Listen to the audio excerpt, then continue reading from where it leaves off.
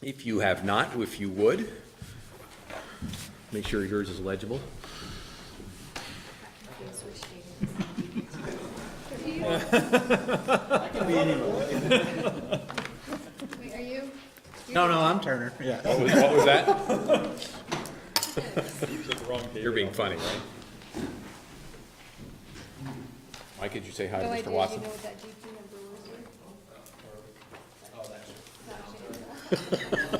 He's growing up. I don't recognize them all. I tried Googling and I They get big.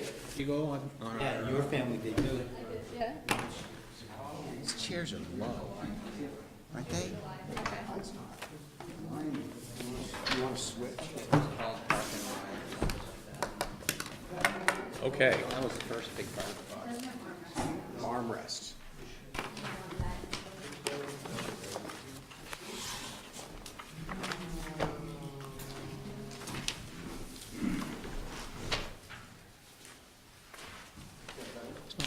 I have an agenda somewhere. I don't know where it is.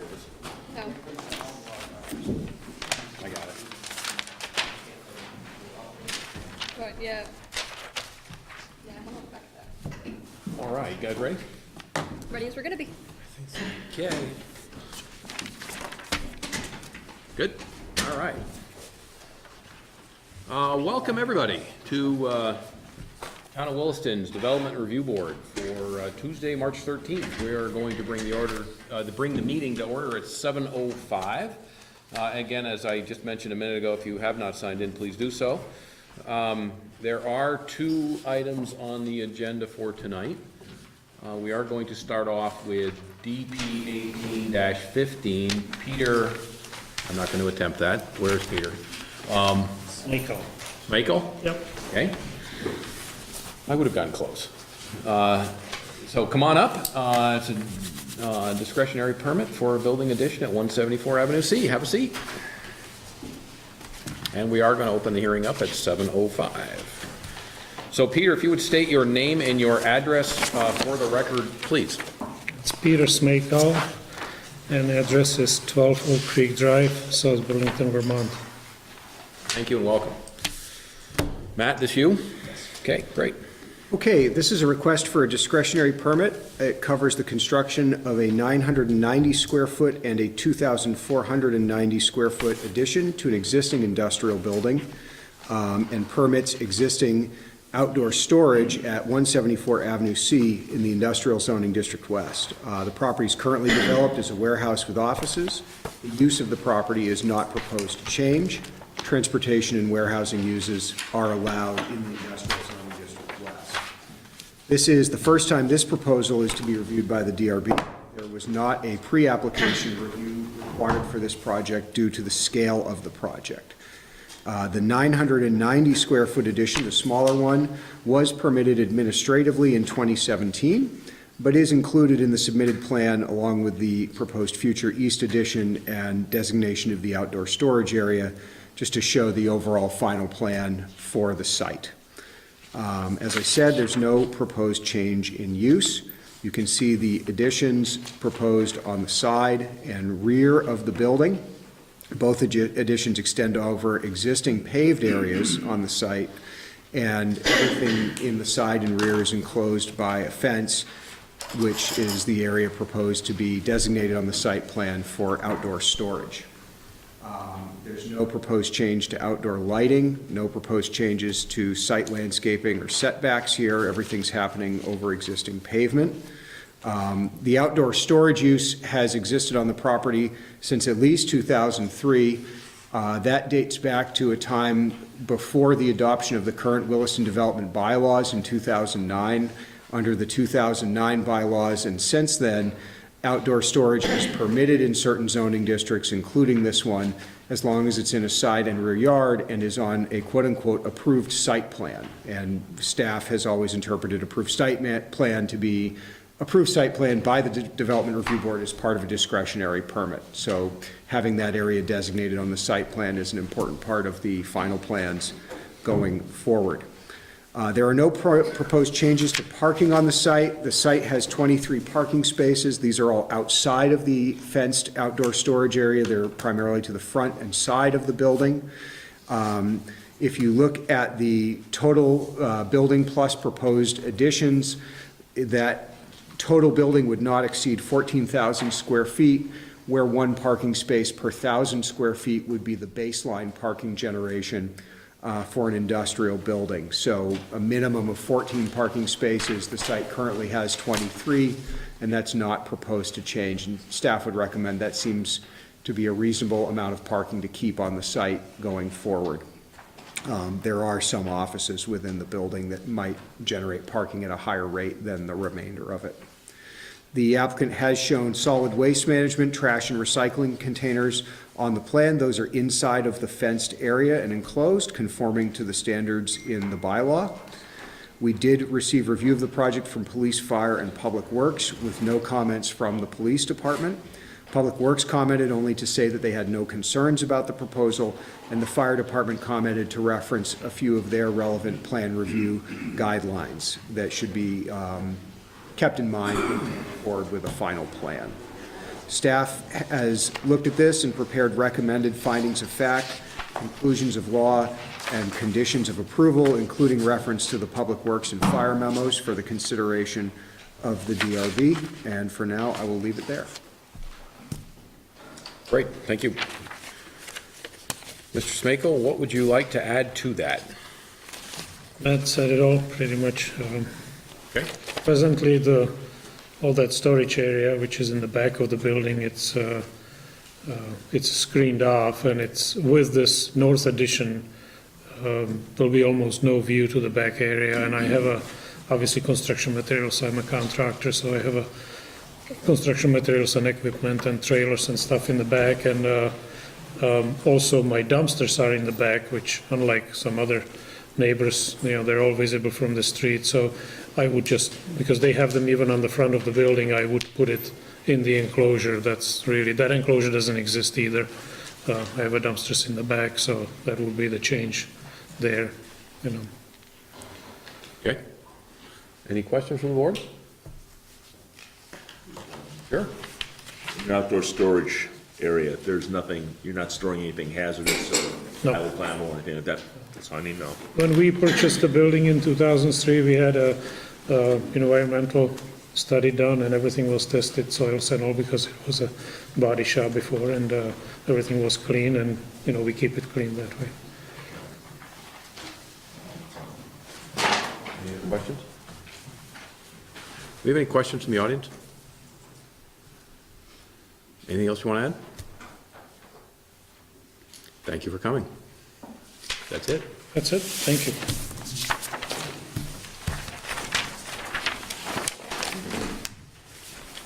Okay, we're going to close DP 18-15, 174 Avenue C addition at 712.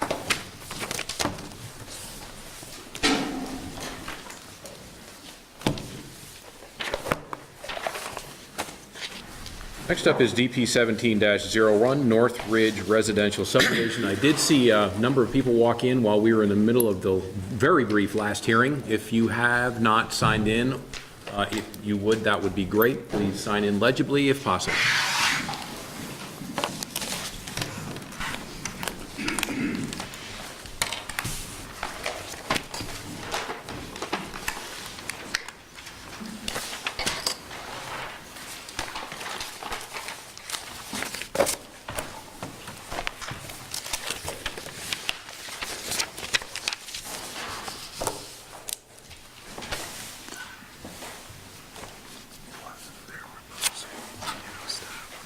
Yeah, I like it down here.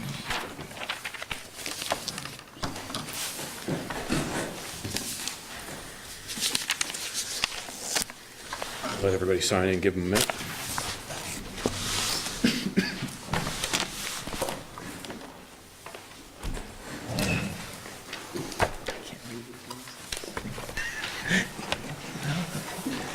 Feel like I'm getting there.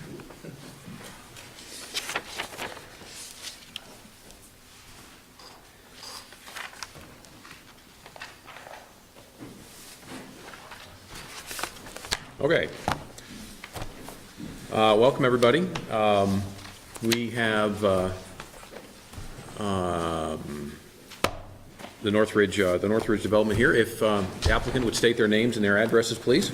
Paul O'Leary, O'Leary Burksville Associates, 13 Corporate Drive, Essex Junction, Vermont. Ben Avery with Black Rock Construction, 68 Randall Street, South Burlington, Vermont. Great, welcome, gentlemen. Ken, is this you? Hey, All right. so this is a request for a discretionary permit for Phase 1 of a 40-unit residential development in the residential zoning district. What's included in Phase 1 is a combination of 8 single-family dwelling unit lots and 15 attached units. There's a network of streets, a bike path, landscaping, et cetera, that's also requested as part of this permit application. By way of history, so this project came before the board initially September 2016 for pre-application. It went through growth management review in March of 2017. On page 2, I've recited the allocation schedule that was approved by the DRB.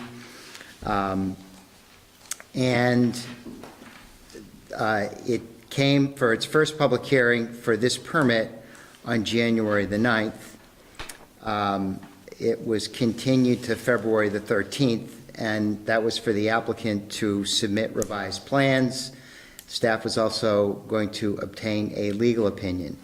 On March, or before we got to February 13th, we were informed by Public Works that the plan set submitted didn't address all of their concerns, and so this hearing was continued to tonight. So that's how we got to here. So the applicants have submitted a revised set of plans. There's been, I know, a lot of back and forth between the staff from Public Works and the applicant's consultants. I did not get a revised set of comments from Public Works. I know some of their concerns had to do with things like the depths of water lines and utility lines and things like that. My understanding is their concerns have largely been resolved. We did obtain a legal opinion, and the legal opinion was specifically to address there's a provision in the covenants for the Southbridge Homeowners Association having to do with subdivisions. Part of this application involves a boundary line adjustment for one of the lots that's part of the Southbridge subdivision in order for the applicants to have enough right-of-way for the proposed road. The legal opinion from Paul Gillies is there in your packets. The legal opinion is that it's, based on our regulations, it's not considered to be a subdivision. Some of the members of the board had asked about the provisions of growth management, and so we provided for you in your packet what was submitted by the applicant, as well as the score sheet that staff worked up as part of growth management last year in March of 2017. So that information is provided as well. A couple of additional things. One of the things that I noted in my review of the plan is that on the west side of it's not a circle, it's a rectangle, but the road that kind of makes a complete loop, the lots over there on the west side, 3 of those lots have, yes. When you look on, so the west side on that map would be to the top. Thank you. So north is pointing kind of towards us. So you can't see it on that sheet, but if you were to look in the plan set on the constraints page, which is deep within the plan set,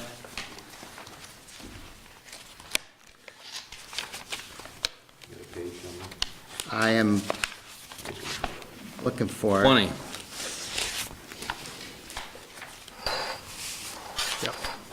20. Sheet number 20. So when you look on the constraints page, which has north pointing to the top of the page, you'll see that there are Class 2 wetlands and Class 2 wetland buffers on 2 of those lots. Now, that's unusual. We typically don't see that because we don't see a lot of subdivisions in this zoning district where there are individual lots that are created. If we were in the ARZD, which is where we typically see a development like this, the requirements of that zoning district are that constrained lands would have to be included in the open space. That's not a provision of this zoning district. So the concern is that Class 2 wetlands are protected and there's a required 50-foot buffer around a Class 2 wetland. There is a requirement that there be some kind of fencing or a woody buffer around the edges of that wetland buffer. And that's, a standard thing that is called for in our bylaw and that we would recommend. And the concern is that if you have a constrained area like that that's on an individual lot, somebody goes and buys the lot, they weren't here as part of this hearing, none of that means anything to them, and they get a brand new shiny lawnmower and they just decide that they're going to cut everything down. So you want to have some kind of a barrier that makes it difficult, if not impossible, for them to do that. The other thing is there should be a designated building envelope on those lots that specifically excludes those wetlands and those wetland buffers. And that's so that there aren't any ambitions to get a permit to build a structure in those wetlands or in those wetland buffers. And this is for the Class 2s, correct? Right. Not the Class 3s. So Class 3 wetlands, under our bylaw, what our bylaw says is Class 3 wetlands may be protected.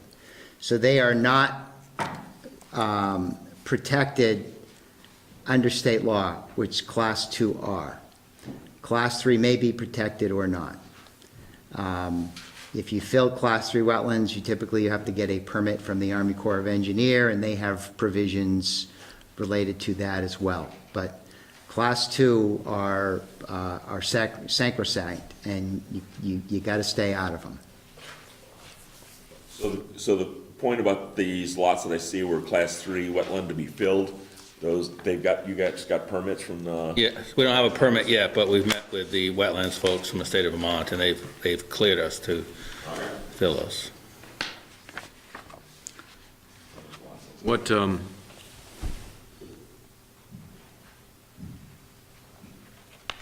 know off the top of your head what lot numbers those two are that Ken just referenced? Look, I did not see any designated lot numbers on there. I'm not seeing them either. Yeah, we don't have, the lots aren't numbered. Well, there's also lots on the other side of that circle that are like half the lot's a buffer. Right, so those are not part of this permit, this phase of the permit. So that's a good piece of information to point out to the applicant that would need to be addressed during the permitting for subsequent phases.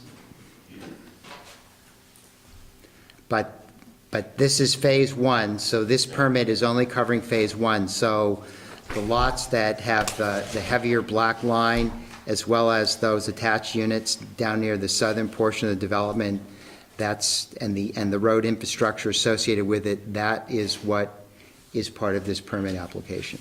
I'm sorry, can you say that again?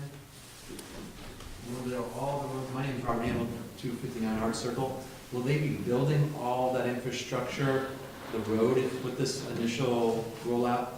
So the permit covers what's called phase 1, which includes, there's a total of 21 dwelling units, and the road and other infrastructure, water, sewer lines, et cetera, that would be served that portion of the development.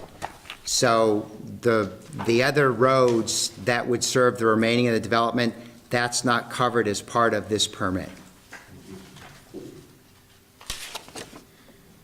So really, the road just goes in all the way to the last square, makes a left, and then dead ends up at the top. Right. Correct, And everything else that's light gray is phase 2. correct. Phase 2 and 3, however, Right. however it gets divided up in the future. Okay.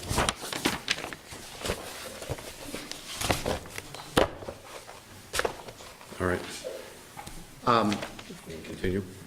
We also received some additional public input. There was a document that we received, it was multi-pages, and that should have been included in your packet for you to review, take into consideration. Okay. I think with that, I'm going to stop. Okay, all right. So, gentlemen, got a number of questions to go over with you. I'm sure the board does too. All right, why don't you give us a rundown on where we are now from where we were at the last hearing? Sure, be glad to. So if you look on the board, as Kenneth said, north is to the top. This is Metcalf on the left side of the page. This would be the Coyote Run development on the top. So we are proposing to come in off of Metcalf on a 60-foot wide strip of land that the town currently owns. There's a boundary line adjustment with the lot next door, about 1,423 square feet, I think, is being transferred from the lot to the roadway piece. And the reason is that you have an ordinance that requires a 50-foot setback from the seasonal stream that crosses Metcalf right here. So in order to fit it in, we did the boundary line adjustment, slid the road over as far as we could to maintain the 50 feet. We actually have a little 5 feet of green space left in there to give us a little bit of space to work. So the biggest change since we were in here the first time has to do with the multifamily portion of the project, with this portion here. Some of the neighbors expressed concerns about the fact that we might have duplexes or triplexes that were backing up to a predominantly single-family neighborhood. So what we've done is we've changed the first 8 units on this side of the loop that would somewhat face Metcalf and some of them Coyote Run, and we've changed those so they're all carriage-style units. In other words, they're single-story, single-family units with expectation that's probably all walkouts towards the back. We have a duplex unit here and a triplex unit here. So the only multifamily units are actually on this side or the inside of the development. We had some conversations with the neighbors. We've relocated the extension of the bike path that comes across. Originally, the easement was going to run across the back of the property line, similar to where the bike path goes today in Southridge. So we basically slid it a little bit further to the north. We provided some extensive landscaping along that bike path. It's detailed in the landscaping plan. I think there's a 6-sheet set of landscaping plans that was done by T.J. Boyle. The landscaping plans also call out 23 additional trees that aren't shown on the landscape plan to be field located in conjunction with the neighbors to pick the best spots for where they would provide the maximum amount of screening or protection for the existing houses. So those could go on our property, they could go on the individual lots. It'll be up to those neighbors to decide just where the 23 trees go. It's a mix of spruce, pine, and fir, I believe. They're all evergreen. That's not style shown, trees. that's not shown? Not shown, but it's called out clearly in 2 or 3 places on the landscape plan. You'll see there's a call out for additional 23 spaces. 23 trees, excuse me. 3 trees.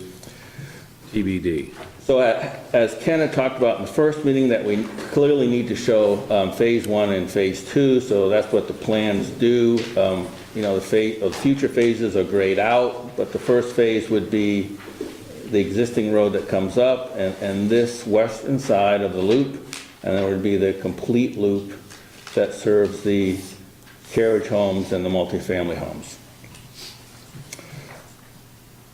Landscape plans show all the required type 1 and type 2, type 3 buffers that go around the property. That's shown on sheet L104 and L105. Quite a bit of landscaping calls out all of the different species, the trees and the different shrubs that go in. We did quite a bit of stormwater work in conjunction with trying to work out details with Public Works, without getting too carried away in it. The initial patterns, drainage patterns on the existing 44-acre lot, we had a section of the property that went to the west towards Coyote Run. We had a section of the property that went south towards Metcalf, and the majority of the parcel drained to the seasonal drainage course that roughly bisects the project and crosses Metcalf.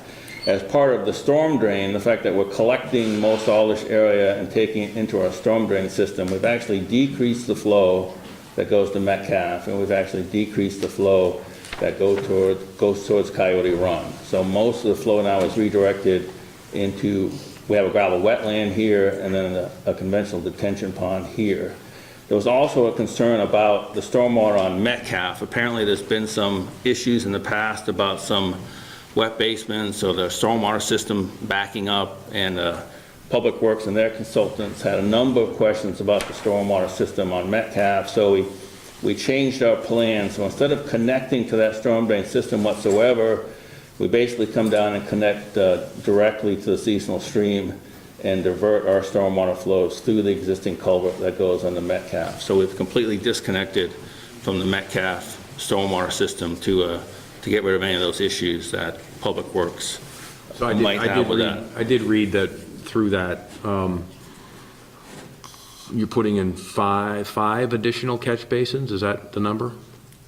Yes, I think we have 2 catch basins at the bottom. We had 2, a portion of the way down. That's all to keep the runoff from, or reduce the runoff from running into the neighbor's properties. Correct.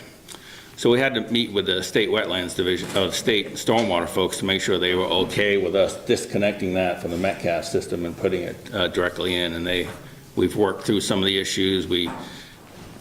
To mediate that impact, we agreed to install a gravel wetland, in this area, and I would expect that phase 2 or phase 3 will see a similar gravel wetland that will go in as part of that permit. All right. So in terms of Public Works, we really don't have any issues left with them. I think the only thing we didn't get a comment back on was the town stormwater person was reviewing our stormwater application. We didn't get any comments back from that. The town's consultant has finished his review and basically said he was good with all the changes that we had made. So I'm not aware that there's really any outstanding issues whatsoever with Public Works. So let me just interrupt you for one Yep. second and just check back in with Ken here. There's quite a bit, obviously, in here from DPW. We don't have anything, we did not get, you said earlier, we did not get anything in revised writing. memo. There was a bunch of email exchanges going back and forth between the consultants and Public Works, and I think with the state. And my understanding is that they're satisfied. All right. Go ahead, Paul. Fire department we met with, he has some conditions that we're fine with. We talked to him about hydrant spacing and spacing between the units, and he wants numbers, he wants some other things done, and we're good with all of that. A conservation committee we met with early on, we're good with all their suggested comments. We read Ken's revised staff notes, we're fine with the proposed conditions. We don't have any issues whatsoever with providing building envelopes for those lots that have class 2 wetlands on the back. We've already agreed, and it's already noted on the plans, that we're going to fence, split rail fencing all of the wetland buffers. So any place there's a, back the wetland buffer on this wetland, the wetland buffer through here, the wetland buffer in the future phases, the wetland buffer on the pond, all of that we've agreed to fence right up front to delineate. Does that notation get put into the deed? We'd be glad to put it in the deed, sure. Should be. It should be. It should be in the Well, deed, yeah. the deed should have clear language that they're not allowed to impact any of the Split rail wetlands. fences, I get it, Yep. if they do rot and they're gone in Yep. 10 years, and then Mr. Belleville's shiny new lawnmower comes out. Not my lawnmower. Oh, no. So just a couple comments On the staff notes, just to make sure we're all on the same page, so there's 21 units proposed as part of Phase 1. There's 8 single-family dwellings, and then there's 13 dwellings located in 10 structures in the multifamily section portion of the property. There's a boundary line adjustment that's involved, again, 1,423 square feet being transferred from that existing lot to the road right-of-way. It reduces that lot from 20,592 down to 19,169, which is still larger than the 2 lots next to it. There's a 25-foot the new road creates new frontage on that lot, so there's a 25-foot front yard setback. The existing structure is about 26.5 feet back from the Can you setback. back up just Yep. for a second? For the lot that's having the boundary line, the proposed boundary line Yes. adjustment on it, does that have a house on it right now? Yes, it does. Correct. Has a house on it now.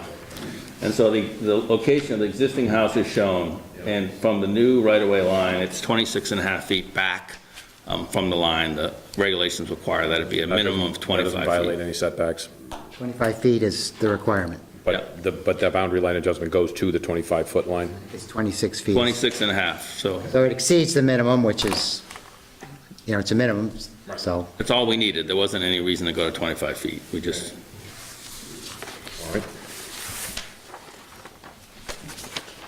again, as I noted, the required landscape buffers are shown on sheet L104 and L105.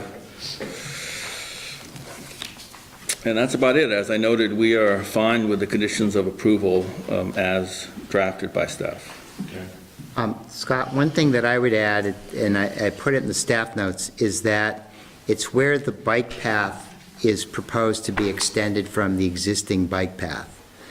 So if you look at the geometry of what's proposed, so just imagine you're a cyclist and you're coming from Coyote. That's requiring you to take a hard left and then requiring you to take a hard right, which I don't think makes any sense. Where the extension of the bike path ties into the existing system, it should be as close to where that L-shaped turn is. Down on the left, upper left, is that what you're saying? Yeah, it should be as close to that corner there as possible, because that geometry just, it's not going to make sense to anybody in the field, somebody that's on a bike. So you'd want it to be kind of an easy, graceful maneuver. Just like if you were in a car on a road, you'd want it to be an easy, graceful maneuver. Okay. Now, I think there was language in the staff notes, or in the, the Conservation Commission, I forget which, saying that the bike path should pick up from the southerly-most corner? That's what I'm talking about. That's the eastern, and then the southern is along with the new road, correct? this would be the southwestern corner here. That's north, is over here, right? So this is Yeah, south, so see, this is the one right here? right there. Okay, what about down in here? Well, Is that phase 2, this right here? This double line? this would all be for future permitting. Yeah, okay, all right. They're, long-term, for an extension of the bike path across, it's not clear that that's going to be possible. Because of the wetlands? Because of the wetlands, and then there may not be an way to get Yeah. over to Old Stage Road. But this is what's called out in the staff notes, is that Yep. this should, just Yeah. imagine you're on a bike. Well, that was kind of, I get it. Yep, great, thanks. So if we might add, we would be open to modifying the trajectory of that corner on the bike path, if you will. But the reason for his positioning is, after extensive discussions with the neighbors, we want to be a good neighbor, and a lot of their concerns surround privacy from a public space and screening. And the reason the bike path is landed there is it really keeps any cutting of existing forest area to a minimum, and it preserves the existing screening. So it really, when you add that to the extra trees really does everything possible to mitigate that visual impact. And it doesn't invite folks off a public way sort of coming through the backyard. So, my response to that would be perhaps some sort of a wide intersection with an easier turning radius. But we're certainly want to be, again, good neighbors and supportive of the neighbors' concerns. So this seems like a small price to pay. That was kind of the sparsest place along that tree line to. What was that? That was the place that had the least number of existing trees. I think that's what when we Ben just showed. said, right? Least amount of cutting, right? Yes. Okay. Go on. Anything else? No, that's it. it. I'm set. So that's a lot of new information. Do you have questions from the board at this point? Which of the proposed buildings are the affordable houses? Affordable housing? Indeterminate. So 9 of them will be. We don't have any specific 9 earmarked. Are you working with a certain housing authority? We will likely work with Champlain Housing. It's a for sale product, not a for rent product. We don't envision those to stand out or look any different in the neighborhood than any other homes, and any adjustment in cost necessarily would be addressed in interior finishes. So it's, we aren't earmarking specific units.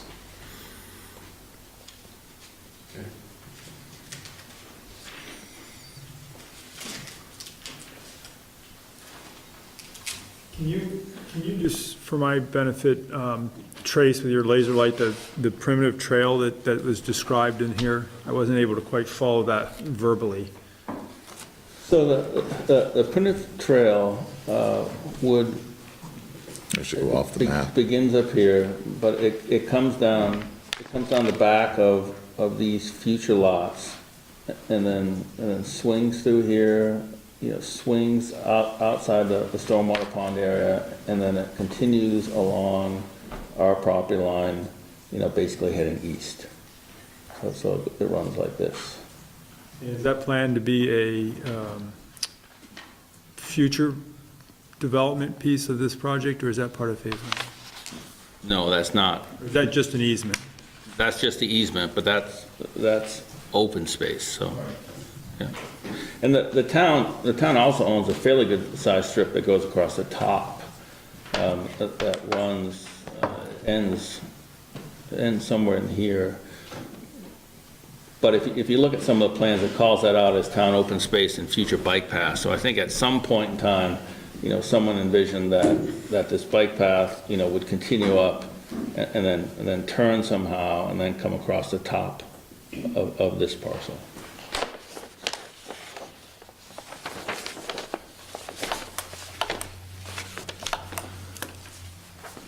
Has there been any further discussion, just out of curiosity, of the secondary connection via Woodbridge to the back half of your? No, there has not been any further discussion.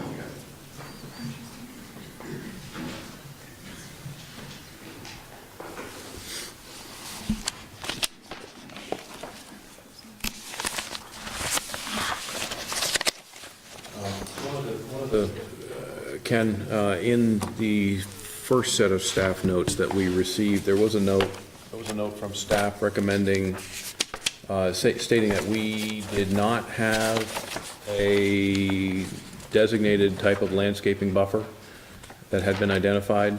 Yeah, and that was just, I hadn't deleted that from, That was from before. right, so I had deleted it out, and when I was reviewing my notes, So the plans that we have here now showing the landscaping on, yes, they satisfy Yes. that statement? yes. Well, the plan here is incomplete based on their own statement. They said there's more trees coming.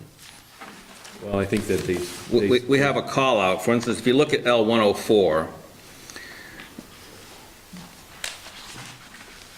I think what they said. on that side, there's a call out there that says additional plants to be field located, and then it lists the 4 different species and there's a total of. So you've got 23 additional trees to be determined planted. That's correct. To be field determined with the homeowners. Can you also clarify for the record here that on this front sheet that we have here, this drawing, it shows, and it may also show on that drawing there, that this shows some buildings here, Yes, but those are not part of the 21 units, or they are? that's correct. They are not part of the 21 units. They are a future phase. So the 21 units are, there's 4 single-family lots on this side. There's the 4 single-family lots here, and then there's this section. Show me the second 4 single-family lots. On the inside. 3, 4, yep, So when okay. you go up this street, you'll be building on both sides of the street, the 4 on the inside of the square, and then the 4 on the outside. Okay.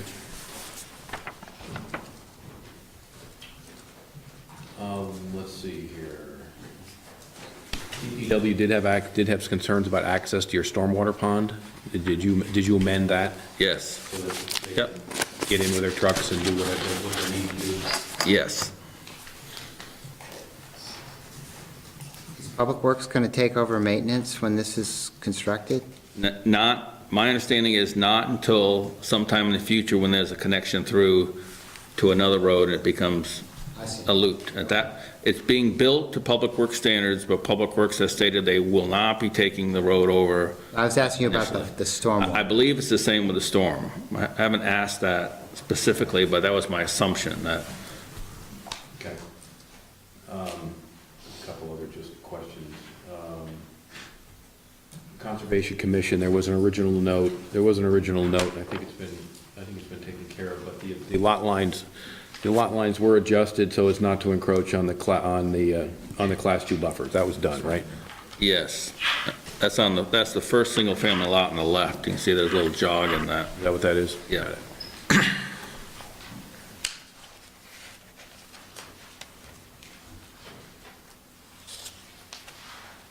And you did have a functional assessment of the Class 3 wetlands, confirming they were not connected to the Class 2s. That's correct.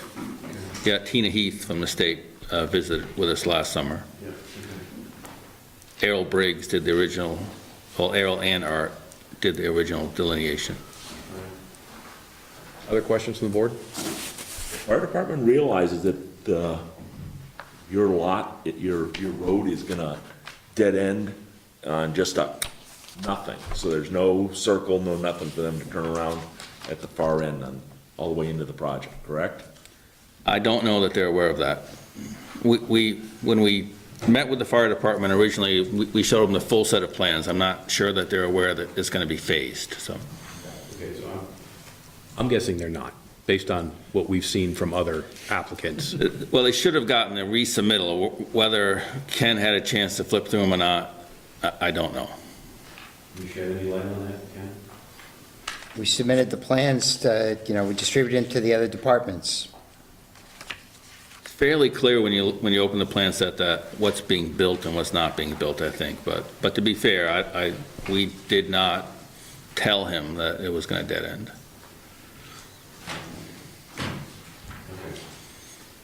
Something that we would want to have clarified, because they seem to get excited about not being able to turn their equipment on.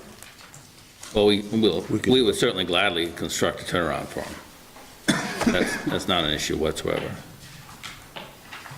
Other questions from the board? So what we have the applicants do for final plans is, but when they submit their final plans to the planning office, they have to get a sign-off from both the Public Works Department and the Fire Department before we will touch the final plans. So, Well, I realize that, but I didn't want them to have a sudden surprise when they suddenly do, and Ken says, hey, I can't turn around in the tower truck. That's the reason I was bringing it up, that it should be at least checked, because it might be as simple as just extending gravel, A gravel down the hammerhead. loop as to where, Yes. part of there, so they can do a T-turn there. That's all I'm saying. That's a good call. We can let the fire department figure that one out. thought that in our last meeting, we discussed that the full roadways were gonna be built. So how is it that phase one is moving into this back section without the full roadways?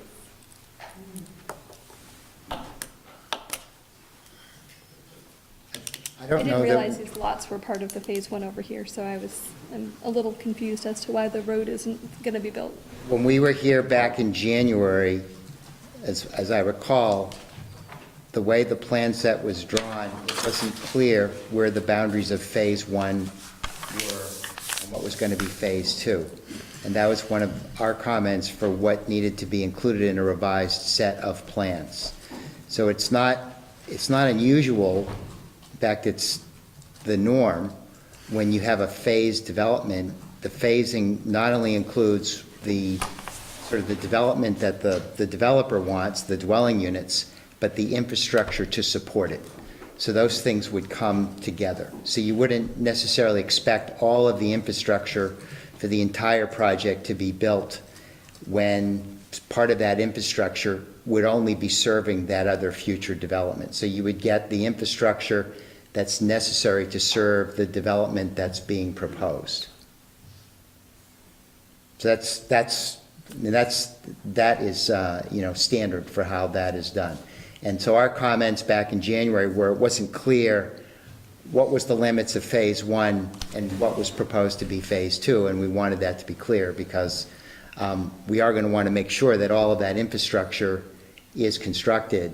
So it's not just the road, it's the roads, water, sewer, utilities, all that other stuff that you can't necessarily see but is below the surface.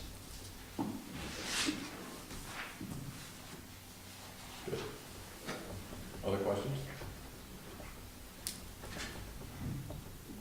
I'd like to open it, we'll open the questioning up for the audience at this point. And I'll give you my standard speech.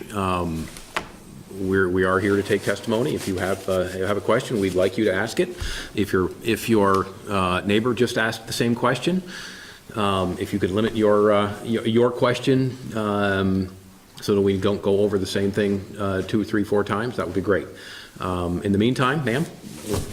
Yep, and if you would state your name and your address, that would be great. My name is Susan White. I live at 725 Metcalf. I have a few questions. You mentioned that you're changing the stormwater runoff and there's these catch basins. I'm not familiar with that, so I just had a question of who maintains those, or is that something that would, because the only reason I asked is we just have to clean out our stormwater, so someone's gonna have to maintain these things. Otherwise, our yards are gonna get backed up. Who does that? This association will be required to maintain it. And there's 5 of them. There's more than 5. Oh. I mean, there's a number of catch basins throughout the project, but they'll be, just like any association, it's a private road, they'll be required to maintain all of the stormwater elements, catch basins, piping, gravel wetland, detention pond. And speaking to Ken, you mentioned that you haven't heard back from DPW to answer all the back and forths. Will that be a public document once they do? Because I want to know, as the neighbor, that they ticked all the boxes. Will that be a public document? You can check with Public Works. So it won't be? There is an email chain we can provide, but. I don't know that, I'm not necessarily expecting to get a memo, so a document, so I'm not going to have anything to put up on our website or whatever. You can check with Public Works to see if, where they are relative to that. Can I interrupt for 1 second? Susan, it's an open hearing. It's an open process. You might have to go to Public Works and ask to see Okay. the correspondence going back and forth, and they will show it to you. So. I just don't know how to be assured that they did all. I got to tell you, that's a good question. I don't think we've had anybody ask that question before in recent memory, but it is. But I think that's how you would go about doing it. Okay. And if you give DPW a heads up that you're gonna ask for this, it makes it easier for them. They'll anticipate, they'll create the file to make sure it's available for you. Right. Rather than having to suddenly, you ask them, they go like, oh man, they gotta go find all the emails. Yeah. Yeah, this is not a closed process. You have every right to go to go read whatever is going on in the public domain. All right, thank you. Thank you to BlackRock for adjusting. I do appreciate that it was moved. And I see what you're saying, Ken, or the board or whoever, like the flow for the bike path, but it already is an existing hard left. It's a 90-degree hard left. So, you know, like you said, maybe a wire, maybe something that softens it, but, you know, the further we can get it away from our property lines, the better, just saying.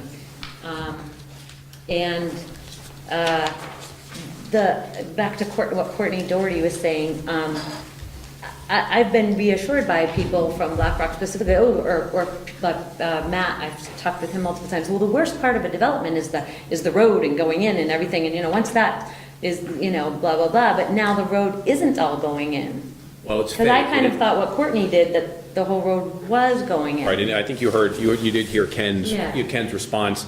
It is, as a rule, it's not economically feasible to put all the infrastructure in for the entire project that is phased. All right, so you build it as you go along, and I think Ken is absolutely right, that's the norm. So you build it, you know, for what you're gonna use, and then you add some more, and you fill in that, and then you add some more. So I don't think that's out of the ordinary. Yeah, if the board wanted to grant us all our phasing, we would definitely consider putting all the road in. Yeah. Proper venue for that is in front of the Selectboard, not the DRB. Those were my questions. Okay, thank you. Other questions, sir? Greg Bates, I'm at 685 Metcalf Drive. I just wanted some clarification on the 23 trees that were talked about to be spread out. It was a little vague to me. It just said amongst the abutters. And when I talked to Ben earlier, I was led to believe there was a certain. Well, let's see if they can fill that in, because it was a little vague to us, too. Yeah, I guess I'm looking for. So essentially what we're talking about is meeting with the property owners on these 3 lots. So that would be Lord, Porter, and Bates. So can it be written in such a way that it specifies those 3 abutters? Who are fine with that, sure. Yes, it can. Thank you. And the second question and related to that is there any scope onto the size of the trees? Because there's a huge difference, you know, if you're talking about. Do you have a planned caliber? Getting screening, Or, type, size, caliber, type? Yes, he has 4 different species that he's called out. Standard size for a tree in our landscaping requirements in our bylaws is 2.5-inch caliber. So that's what we'd be providing likely. So how tall is that? Yeah, what does that mean, height? Well, so it's basically, it's telling you what that is, that, you know, if you put a caliper on the trunk of the tree, and it's a certain distance from the ground, I don't know if it's 24 inches or something like that. So if you were to go to Gardner Supply or some other similar nursery, you could see what a 2.5-inch caliper tree would be like. The height of a tree like that would typically be, I don't know, 10 feet, something like that, and it would, depending upon what kind of a tree it was, you know, it's not going to be a tiny stick with nothing, so it would have foliage, depending, you know, whether it's a fir tree or it's In the wintertime, it's going to look like a tiny stick. right, so it's, Well, there was evergreens that we see They're all evergreens, yeah. Yeah. Are these softwoods or hardwoods? Softwoods, they're all softwoods. So they're not going to be twigs in the winter? Yeah. Yeah. So if I could just one Please. more. No, it's what- Echoing off that with the trees, those, you know, they're not huge trees. Just want to echo the sentiment on the bike path being moved, and really appreciate Black Rock working with us on making that adjustment. As the abutters, we're going to be dealing with noise from construction for who knows how long, and to have an existing buffer in place where we don't have to deal with new plantings and something that's going to give us some privacy from the bike path and construction is really seen as valuable. So are you asking to have the trees put in ahead of time, at the start of the construction season? That what? No, I think I'm asking for the bike path to go in as proposed on this, so that we can maintain as much of the existing buffer as we have, so we can do less tree cuts. I would assume we want those trees to go in towards the end, once we see the site plan. Yeah, once things are vertical. It's hard to know where to place the trees if we don't know Well, again, there was so the bike path has been moved away from the property line to about kind of equidistant between your property line and the new houses, the back end of the new houses, based on this drawing. And then there's 3 lots, there's 23 trees, that's quite a bit of trees going on over 3 lots, of which I heard the applicant say that it could go on the development property or it could go on your property. So, you know, I think at some level, there's gonna have to be a discussion amongst the 3 owners that you work out a deal. And the conditions of approval are gonna say something like that. It's gonna be a little nebulous, okay? The concern was with the staff. Assuming this gets passed, but that's. The concern was with the staff report on the bike path, but they wanted the bike path moved back to its original connection point, which would then mean we have to cut down the existing, a lot of the existing lots. I think the board's hearing you on that. Should just clarify, the 23 extra trees are in addition to the landscaping that's shown on the plan. Yeah, okay. All right, so there's quite a bit of landscaping shown and called out to boot, and then there's the 23 trees on top of that, so there's a lot of plantings going on that side. Okay. One thing I would add about the extra plantings is that, so typically what happens on a development is the landscaping is one of the last things to go in because that's the best way to ensure the health of the trees. In the case of the supplemental trees that Paul just mentioned, that those trees are being called for far away from where all the development is going on. So it doesn't much matter to us whether they go in first or whether they go in last, but something that you may want to consider is if those trees go in first, that will give you that much additional buffering from sight and sound of any construction activity that might be going on, since it's, you know, just something to think about. And that's kind of an add-on to my original comment back to you about when, you know, do you want to put in ahead of time? Because they are so far away from the construction area. So you might want to think about that. We're open to putting them in whenever. Ma'am. I'm Kristen Porter. I'm the third of the Metcalf abutters, 703. My question is related to this plan for phase 1 as it's presented here tonight, assuming this is the plan that passes. My question is, once a permit is issued, if there was what's the process for changes? In other words, if something like the bike path needed to be shifted, or they were going to make a change to the siting of the multifamily versus what they're currently calling out is what's going to be abutting us with the single family carriage or whatever they're calling it. Let me answer that. They would need to come back in front of the board and have another hearing such as this, and it would have to be properly warned and you would be notified. Okay. So, you know, nothing would be sprung on you. Okay. So once the permit's issued, once the site plans are approved, that's what gets built. Other questions from the audience? Sir? So Adam Smith, I'm at 80 Coyote Lane in this lot in the corner right here. So this is new information to me that this bike path is going in here. I understand that you guys are going to get trees over there, and that's a good idea. What about getting some additional trees over on this side? I know that it's very thin right here, the way these trees are. It looks like you guys are going to be, on this drawing, you're going to be cutting a significant amount of trees on each side. I think it wasn't drawn that way because that was the least amount of cutting? Correct. Yep. But we'll answer your question. Go ahead, Paul. It was drawn that way, and his property, as you can see in the ortho photo, if you have one, has a fairly big hedge that goes around it, so. It's pretty dense. Adam, what's your address? 80 Coyote Lane? 80 Coyote? Yeah, right in the corner here. So that's basically backing up to my backyard where we're going to cut that hole through. Okay. Is that the property with the hedge? That's got the big, he's got the big hedge that goes all the way around the back of his property now. Yeah, so the Hoovers are right here, and it's really on the, it's on the edge of my property and directly in the back of their property. I can tell you, because I walk through here quite often, that this This is actually fairly thin, there's hardwood in here, and you can kind of see through there. I just know that, you're right, there is a hedge liner here that's on our side of the property, so the neighbors have it, and I have it myself, that there's a nice hedge liner here, but you can still see through that hedge line, you can see people on the bike path.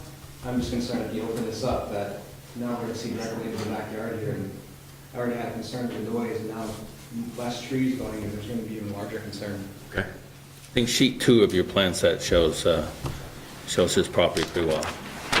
That will be the sheet that has the orthophoto.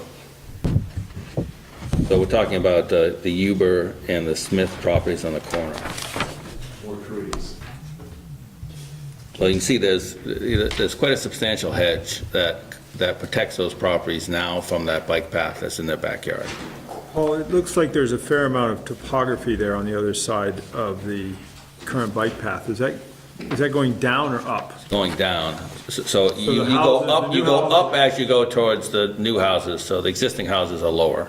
Lower, okay. So the view into their yard's gonna be down below from the existing house. That's correct. I can be looking right at it. I've got some questions or comments about that when my turn comes up. All right, Adam, anything else? No, what about getting trees in there? I guess that was my concern. Additional trees that you're gonna cut a path in there. Obviously, you have to cut a path to put that bike path in. What can we do if you're getting 23 trees over here, the evergreen type trees? What can we do about getting some additional trees over here? I know you said that there's a row over here. There's a row. It's a tile tree, so they are tall trees, but there's, they're not that wide. That's a few trees. If you go look, you can see right through them. So you would like to see some more trees in that area? On your property or their property? In Quite which- honestly, either or, but probably on this side. This is thinner than it looks, is what I'm saying. These trees that are here right now, if you look at the aerial photo, if you go look at it right now in winter, you can see right through there. There's a lot of hardwood in there. How much do you need on each side of a bike path? What's the setback what's the normal width of a bike path? Well, typically, the paved section, probably 8 to 10 feet maximum. With 4 on a side after? Something like 4 Yeah. feet clearing. 16 feet wide, 16-foot right of way or something along those lines? Somewhere 18 foot, around there. somewhere in there? I don't know that we have any I don't think the existing bike path is 10 feet wide. I think it's probably closer to 8 It's or less. probably 8 feet. And I wouldn't be surprised if it's only like a 2 or 3 foot drainage section on each side, be my guess. Okay. So if, let's say it were 3 feet on each side, that's 3 plus 3 is 6, 6 plus 8 is 14. Adam, the board's made a note of your concerns. If you look on sheet L105, we are proposing some additional landscaping right where that new bike path would come in. So where we obviously can't have landscaping in the middle of the bike path, it is proposed just on the eastern side of the path. Yeah.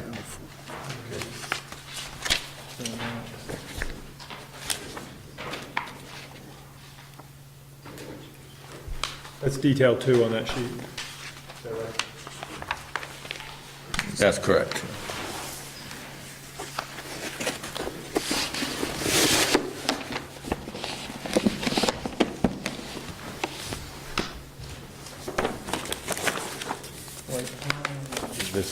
That's this right here, Yeah, right? exactly. So there's the end of the bike path. So, Adam, if you want to come up here 1 second, approach the bench. So then there's a call out. This is the bike path, and this is where it heads in. And this is what they're proposing. Every circle is what they're proposing to put in as it is right now, okay?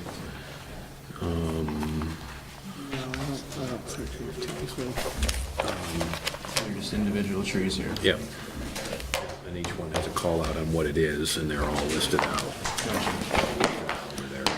Some of those are shrubs, like that little checked area there. So we made a note of your concern. Okay. But I'd like to see more, trees around. Right, in through here, okay, all right. Okay. Sir? Brad Charwood, 147 Hart Circle. So now that we're on the bike path, I guess I have a question. I don't live obviously in that area, but I don't know why we're building this 4-mile stretch of bike path where the original, they're talking about it going up north of the property eventually. There's already a bike path built behind the people on Coyote right now that's at ground level with the rest of those properties. So I don't know why we're building this little section. Just leave it alone. Let them go down Metcalf like we have for the last 16 years. Why are you making them build this little section that's such a big contentious point when you've already got a section built that goes nowhere, that eventually is supposed to lead all the way and go over to Old Stage? Leave it alone. Don't make them build it. Don't put it behind these people's houses. Let them go down the front of the road just like it has. Is the plan eventually to have to go up their little road to meet up with the other connector that's gonna go to Old Stage? Well, then you're gonna be on their road. Leave it alone. Why are we working all these extra things around, putting trees in where they don't need to be necessarily for bike path abatement, when we don't really need it? It seems like we're creating a problem that doesn't need to be there. I think ultimately, I'm gonna go out, I'm gonna take a stab at answering this, when I probably shouldn't, but I'm gonna do it anyways. The town plan looks for connectivity, first and foremost. The town plan wants bike paths. So when we have a development going in, we're gonna get a bike path, and that's what the town wants. That's it, that's what it comes down to. But the road's already there. I mean, you're gonna have a road there. Yes, you're absolutely right, and we want the kids and the people not on the road. And we want to have them, I'm speaking as the town in this case, but that's You're still it. gonna go by my house, which is part of the bike path, which is also on the road. So you're talking about abating like literally a 1/4 mile of people that are not on the road now to go on this bike path. Then to go back on the road and get back on Metcalf Road, and then go up Hart Circle, and then go to Southridge, and then go to Longwood. You're only moving a small amount of people riding on the road.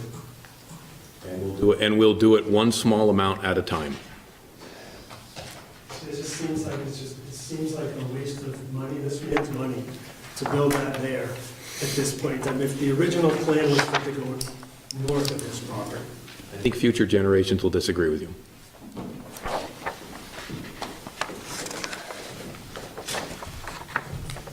Other questions from the audience? Mr. Watson? Yep. The first one, and you'll have to help me here, Ben and Paul, because I didn't quite follow. Can I move this map a little so I Sure. can talk to the audience? So it wasn't clear in the... Hey, Pete. Pete, I'd like to be able to see that plan Okay, though. sorry. Well, this is the first time I've had an opportunity to see the... Tip it back a little bit more this way, would you? What, My eyes aren't that good, but maybe out in the hallway, I won't get it all. Hey, time out. Pete? You need to address to the board. Take it away from our ability to Maybe we should bring see. 2 maps here, I'm sorry, I'm just trying to help these folks No understand. problem. Yeah, but we're hearing this, Pete. So the flow of the water coming out of these retention ponds, where is that going? It goes into the seasonal stream, the existing seasonal stream that crosses Metcalf and that culvert right there. Where does that go right now, that seasonal stream? Does that dump immediately into the Allen Brook? Well, it... Or does it go into those other it- retention ponds No, on South? no, it flows down through the open space in Southridge. It eventually crosses Metcalf again, and then it eventually flows into Allen Brook. It does not go through their detention ponds. Okay, and the only reason I'm talking to that is because, and I've seen it over the years, and it again happened with this recent thaw, a lot of surface water. And I'm not sure if this is being sized properly. Right now, we've got there's an ongoing flow that happens here, and I think is this a class 2? Yes, it is. And it's not a stream, it's a class 2 wetland, and it flows in 2 directions. There's a high point here. This side flows in this direction. This side flows back towards Coyote Run. Because this is an active stream. it's a wetland, it's not a stream, actually, so. So I've got it on video, it kind of shows differently because it backs up. That's how I kind of am aware of it. So the Craig's property and the Smiths, another Smith, is where it runs into, and that flows over quite often. So Pete, let me interrupt you for 1 second. Paula, you did this earlier, I'd like you to do it again, and that is run through the water flow that you've done, that the changes that have been made, run through the flow patterns for the site. So in general, water flows in 3 directions off the site. You have a hill here, and the back side of the hill flows towards the wetland, and some of this area flows towards this wetland, and this wetland flows towards Coyote Run. Okay, we will be reducing into your house, right? And so we're reducing the flow because we're basically taking this side of the hill that flows there now, and we're going to capture that, and we're going to divert that and take that into our detention pond. Then the second way water comes this side of the hill, flows in this direction towards Metcalf. Sheet flows off, eventually gets into the Metcalf storm drain system. So we'll be capturing all this flow and again taking it into a detention pond. So the stormwater model shows that we're actually sending less water to Coyote Run in this direction, less water to Metcalf in this direction, and we're taking that and putting it through this gravel wetland, some of it, but all of it ends up going through the detention pond. And then the detention pond discharges to the seasonal stream, which crosses Metcalf, and then we have a portion of the road here that we collect in catch basins, and that also discharges directly into the seasonal stream and then goes across the culvert. Now, the total flow from our property is less in the post-development phase than it is in pre-development. So if the culvert handles the water today, we're going to be putting less water through that culvert in the future. And we don't anticipate. And that is the law. That is the law. So we don't anticipate needing to change or increase the size of the culvert on the Metcalf. Now, because that culvert doesn't flow through any of the Southridge detention areas, it won't put any additional burden on the Southridge Association to maintain their stormwater facilities that they have.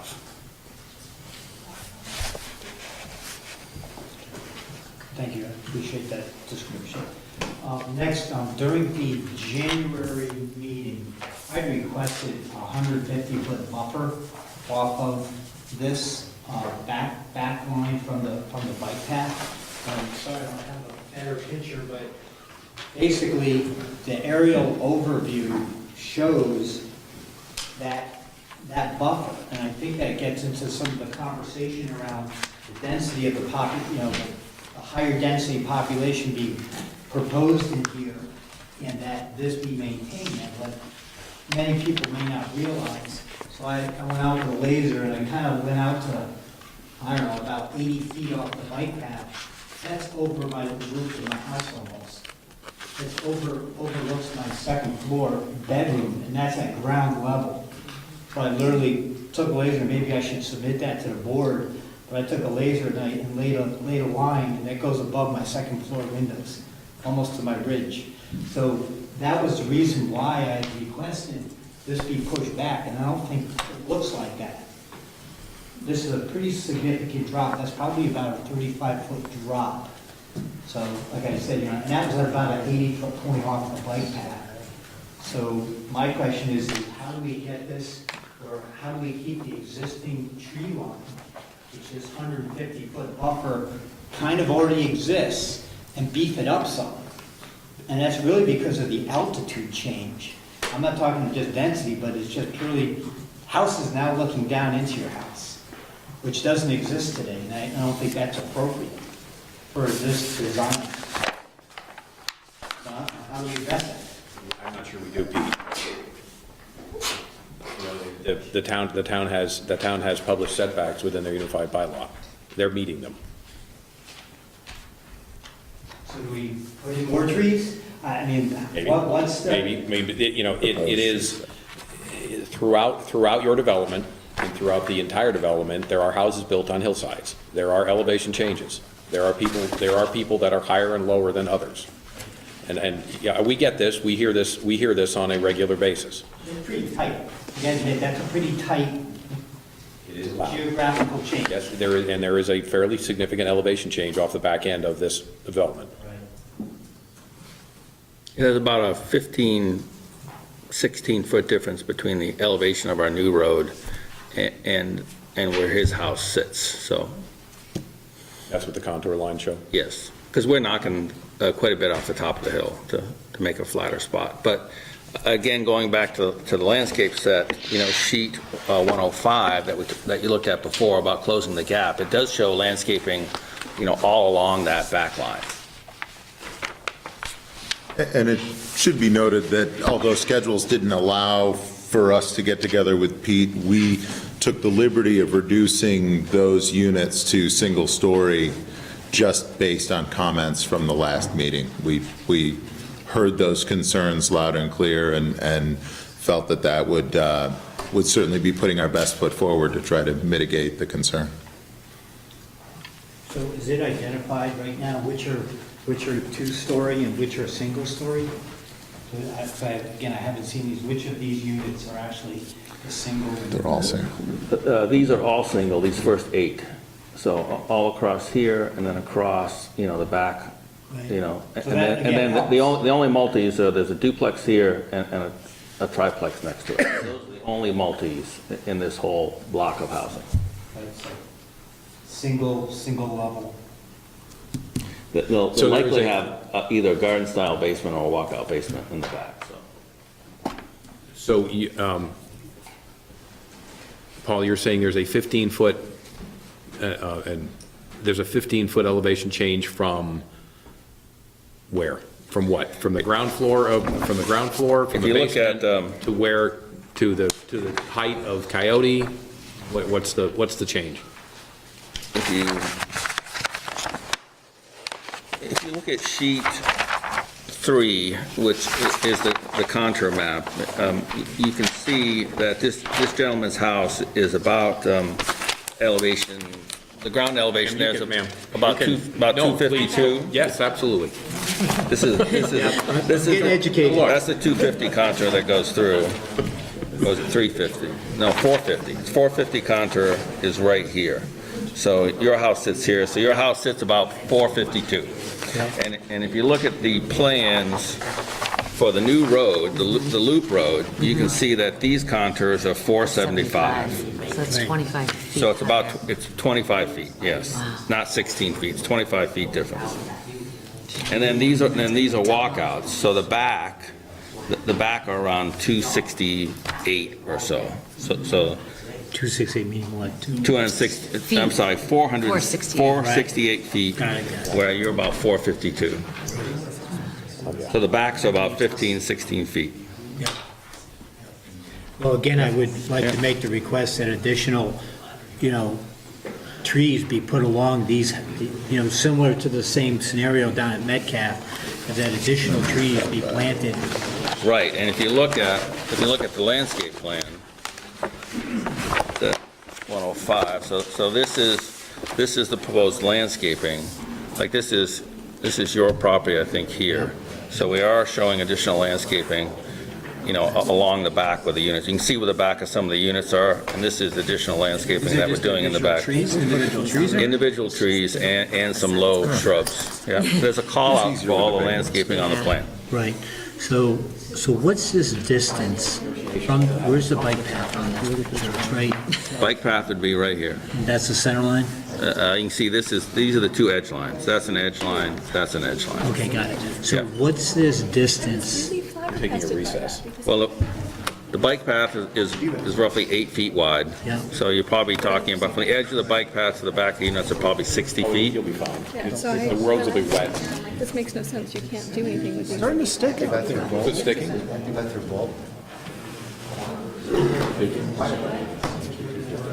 These are 1 inch equals 20 feet is this plan. See, it's got it right here. So from your back property line to the back of this unit, we're talking Take the interstate out? 4 inches, 5 inches maybe, so it's 80 to 100 feet from your property line to the back of that unit. And I'm sorry about that. No, Pete, look, sometimes, you know, we have a hearing, and normally I would say in circumstances like that, please address the board, and the board will direct the question. Sometimes it's easier to let the applicants and the homeowners talk it out. I did look at all those plans online, they're just without context, harder to. No question about it. And so, rather than me thumping my fist on the table and demanding everybody's attention, we don't do this a lot, but in this case, it seems to make sense to let everybody look in and get the explanation they need, and, maybe they can answer your questions, and you can, allay any fears you might have or concerns or what have you, or maybe not. Maybe it makes it worse, but it's a good thing to do occasionally. We appreciate that, Scott. I did have. Pete still has the floor, and then we'll get to you. Yeah, sorry about that. Pete, you got as much time as you want, almost. So one thing I did put together, I had to spend some time with the habitat disturbance assessment. It really bothered me because I felt it was really inaccurate.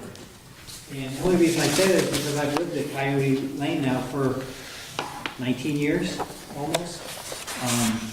And what they assessed for their 2 days during the summer, 2 days during the winter or fall, whatever it was, really was not what's going on. And so I had submitted, and I don't know if there was any feedback to be provided.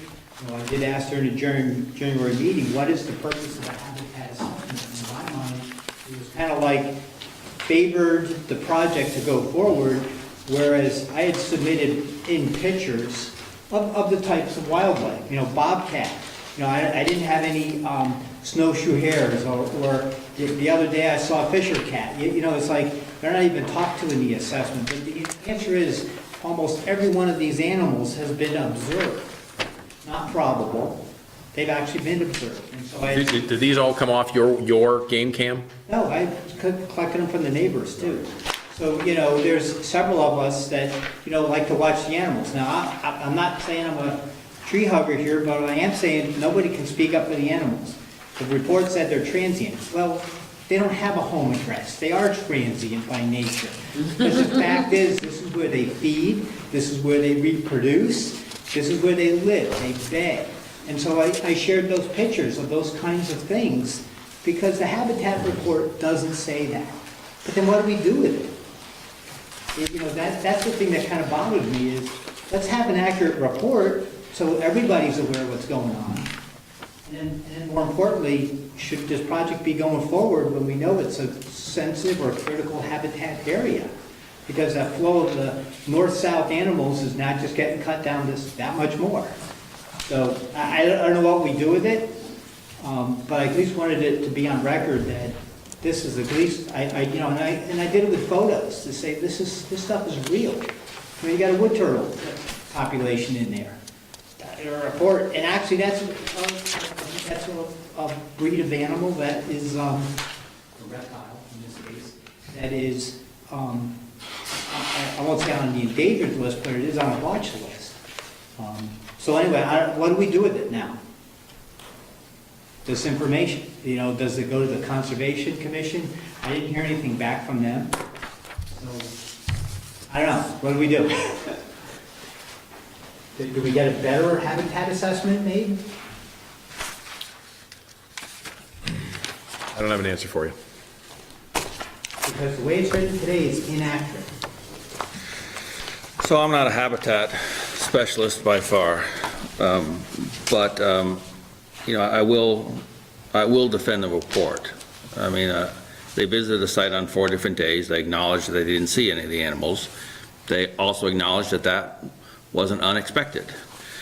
And if you look at the report, it does list, it says the table below lists species that might utilize habitats on this parcel. And it has, on the mammals, shrews, moles, rabbits, chipmunks, gray squirrels, woodchucks, red squirrels, deer mice, meadow voles, meadow jumping mouse, porcupines, coyotes, red fox, raccoons, striped skunks, bobcat, white-tailed deer. Some of them it says it's probable, some they say it's possible, some they label as transient. But the report certainly acknowledges that that parcel gets quite a bit of use. But more importantly, the parcel talks about some of the other assessments that were done. For instance, the town maps, I believe, were done by UVM, is that correct, Matt, I think originally? The towns. The town had someone that did their assessment. And then you have the state, Vermont Fish and Wildlife Assessment, which the report acknowledges. So this is the state maps. So it shows that there is, a potential area located on the parcel. And this is a large-scale plan. You got a copy for Pete Watson? Yep.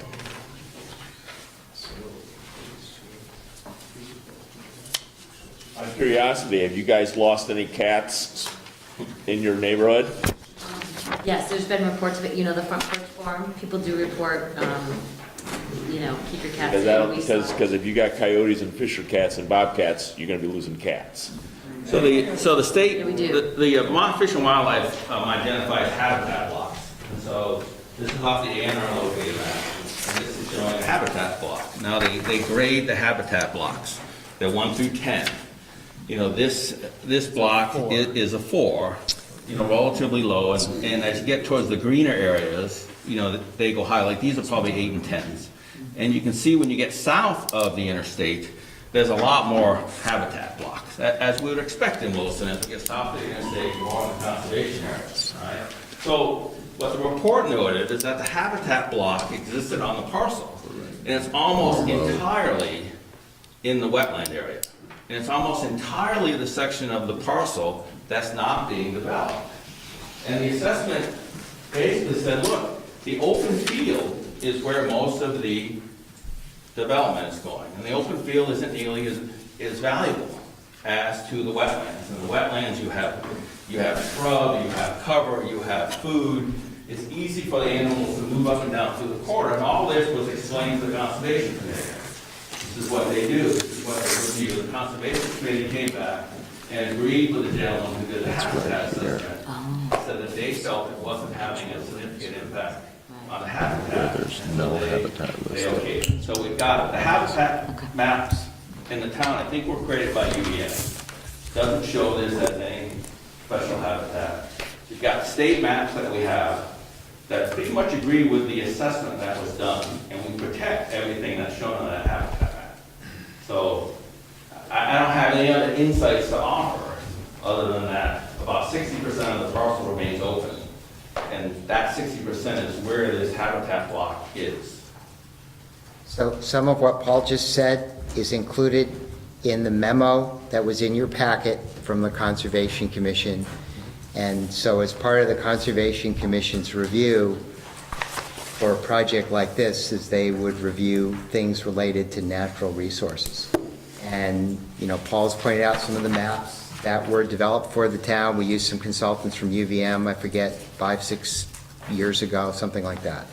So there is that information that is included in our regulations and that the Conservation Commission looks at, and that their comments were included in your packets for you to take a look at. Yep, okay. So I haven't received any feedback from the Conservation Committee. Has the DRB heard anything? Well, the Your DRB your report was submitted for consideration by the DRB. The project had already gone to the Conservation Commission. It was not sent back to the Conservation Commission for additional review and comment. So in light of when I said where it said possible or probable, I'm trying to share that, no, these are observed animals, and that's not what the report talks to, the habitat assessment. So On what- that's, again, I think it's inaccurate, but On what location of this plot are these pictures taken? they're all over. That's. Well, I mean, I'm just I curious. can tell you, because some of the pictures are from me, right in my backyard, this big corner right here, this corner, there are rabbits in there, there are deer in there, there's a lot of stuff in there. I have a camera set up in there just to see what's out there. That's what I'm asking. So that's where one of the cameras are. Yep. So the bobcat was taken, I think, right from here. In the wetland. Yeah. That's where I see the wood turtles. The turkeys are all throughout this. I think it's fairly evident that the housing out there isn't having a big effect on the wildlife. Well, there's a whole bunch of trees that are gonna be cut down right here, and this is all part of where they live, and that's kind of what I was trying to show in that other picture. I mean, there certainly isn't gonna be wildlife coming into this area, there's all these houses right here, they're basically cut off, because right now the animals can come in all directions, right? And the big thing is that there's a lot of apple trees in here, there's apple trees all throughout here, this whole side.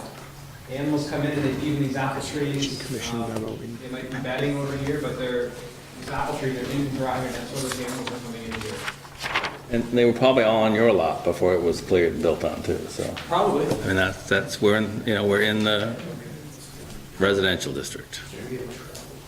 So again, with what I feel is an inaccurate habitat assessment, I would ask that the Conservation Commission get a chance to reevaluate this. Okay, all right. And photos at least show that it's real. So I didn't take a picture of every animal. So just to give the DRB a quick refresher on how the town's bylaws relate to wildlife habitat and wildlife travel corridors. This comes out of Chapter 27 of the bylaw, which was added to the bylaw in April of 2014. That chapter identifies a number of conservation resource areas, including what are called significant wildlife habitat areas. The mapped areas that trigger the requirement for the report from a biologist, which is called a habitat disturbance assessment, are if any of the subject property is in one of those mapped areas, either a travel corridor or core habitat. So if you were to look at the Conservation Commission's memo, you'll see a discussion under WDB 27.5, significant wildlife habitat areas. A large portion of the subject property was mapped as wildlife travel corridor. The pond on the property was mapped as core habitat. Those are the wildlife resource areas that the town's bylaw regulates and protects in terms of a habitat disturbance assessment. So when somebody has these kinds of resources mapped on their property, the bylaw requires them to retain a wildlife biologist who prepares a habitat disturbance assessment for consideration by the DRB on the advice of the Conservation Commission. So these are the regulatory maps, those are the resource areas and resource values that are put under review by the standards of our bylaw. So I just want to, we talk a lot about, I've seen this animal, I've seen that animal. We have a travel corridor, an area that's been mapped as potentially having animals moving through it. We have a core habitat, which is the pond itself. What the biologist is supposed to comment on, and what the Conservation Commission DRB reviews, is whether the proposed development impacts the function of that corridor or that core habitat. So what you have in your memo from the Conservation Commission is their discussion of what they saw in that report and their recommendation to the DRB. There are innumerable other ways of mapping what wildlife is where and assessing who thinks what kind of impact might be happening. But the bylaw is fairly clear about what kinds of impact on what kinds of resources are under review when it comes to dealing with it through the bylaw. So anybody who wants to zoom in on that, just look for the discussion of 27.5 in the Conservation Commission's transmittal to the board. So I think, I appreciate that, Matt, that the assessment was made, but it's got inaccuracies. That's where I guess I'm challenging the report. When you have that challenge, and I can only back it up with photos. I think I'm not a biologist, but I sure know a heck of a lot about the woods. I grew up in them. It's not right here. It's not sniffing right. So I'm going to ask that the habitat assessment be redone and more accurately, because a 2-day on-site just did not accurately reflect what's going on the property. It's certainly within the scope of this board to decide whether and to what extent they agree with that assessment. So Pete, we will talk about that when we go into closed door. That's fine. At least I wanted to bring it up to your attention. I appreciate that. Thank you. What else do you, hang on, are you done? Okay. Sir? Robert Hamble, 259 Hart Circle. A little clarification. When you say everything's dumping into the river, did I correctly hear that the dumping due to the retaining pond won't be any more than the water that's currently going into it? That's correct. That is correct. The catch basins on the road, so where do they directly dump into the river? Well, it's not a river, it's a seasonal water course, but the catch basins, with the exception of the few catch basins at the bottom of the street, all the other catch basins within the development either route through the gravel wetland and then the detention pond, or they go through the detention pond first, and then they get discharged into the seasonal stream. And the ones that don't get caught into those, where do they get discharged into? They go in the same place into the seasonal stream. So directly into the seasonal stream from a road with oil and things of that sort. That's my only question, because it eventually does enter into the Allen Brook Road or stream, so I was just wondering. So Paul, maybe you could clarify that. Does any of the stormwater coming off of a paved area go directly by a treatment center? Yes.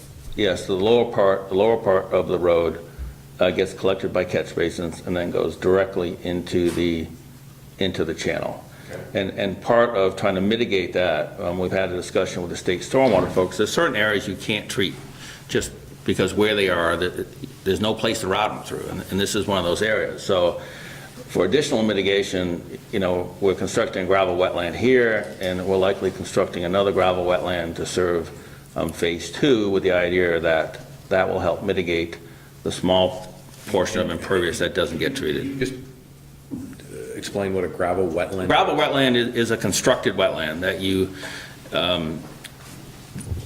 you divert some of your smaller flows into the wetland. There's wetland vegetation on top, and there's usually a couple feet of crushed stone on the bottom with a drainage pipe, and it allows that first flow to go in there and slowly perk its way down through that vegetative matter and into that stone, and then eventually it drains off and goes back into the stormwater system. Does it have an overflow that goes down into the bigger? Yes. Into the bigger pond? Everything out of the gravel wetland eventually flows and go into the larger pond before it gets discharged. And this is just a question to you. Is that normal that some road rainwater would go directly into a stream? Yes. Okay. The other question I just have, and this is more to... Let me interrupt you 1 second, just I'll say it for everybody, is that this board is a lay board. We do have people on here from time to time who are wetlands experts, but the majority of us probably don't know a lot more about it than you do. Not currently. Not currently, right. Yeah, not currently, but we try to do our reading to understand what's going on. The only other concern I have is that all that water enters into the Southridge recreational area, where we have walking trails, dog trails, and there's a stream that goes through all of that. So just concerned, because I know... So let me answer that. Paul can back this up. I believe he said earlier that they are not allowed to allow more stormwater off their property as it exists right now with the future development. I think I said that clear enough, but it cannot increase. And I believe you said that you are decreasing the flow. That's correct. And I'm sorry, go ahead. I might also add that we're not approving here the stormwater treatment system that's going in on these plans. That's done by the Department of Environmental Conservation, I believe. That's correct. So they will be reviewing these and telling us whether everything he's telling us is true or not. The last thing is more towards the lawyer that you had looked at the covenants, specifically the subdivisions, which was somewhat of a subjective outlook on it, but they did not comment on more of the objective aspect, which is in violation of our covenants.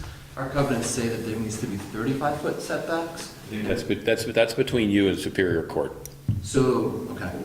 That has nothing to do with this board. So could I ask the question then, why did we ask for the subdivision and not the setback? If we was not supposed to, if it had no real relevance. Well, the point of the legal opinion is to advise the board on how the board should take into consideration what exists in your covenants in the board making a regulatory decision relative to the town's regulations.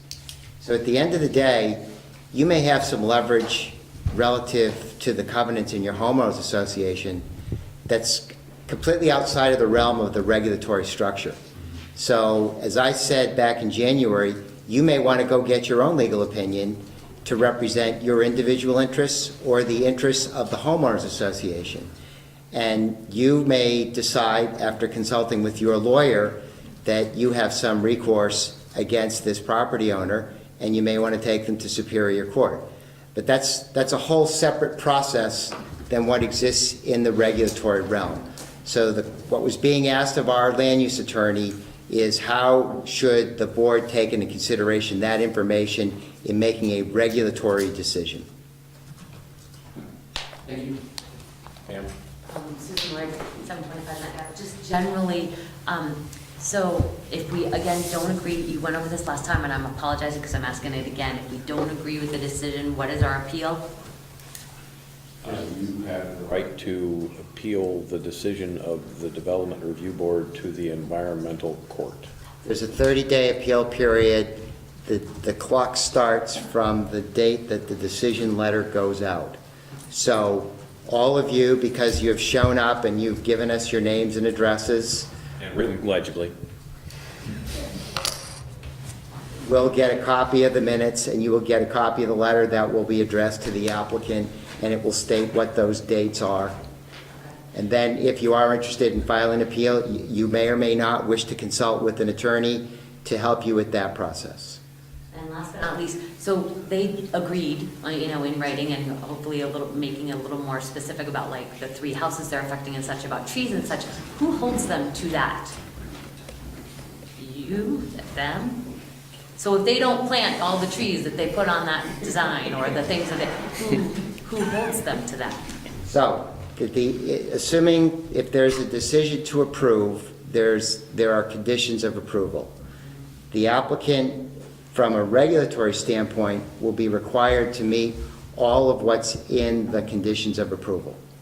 So, if the DRB says he's got to plant these 23 extra trees, then he's got to plant the 23 extra trees.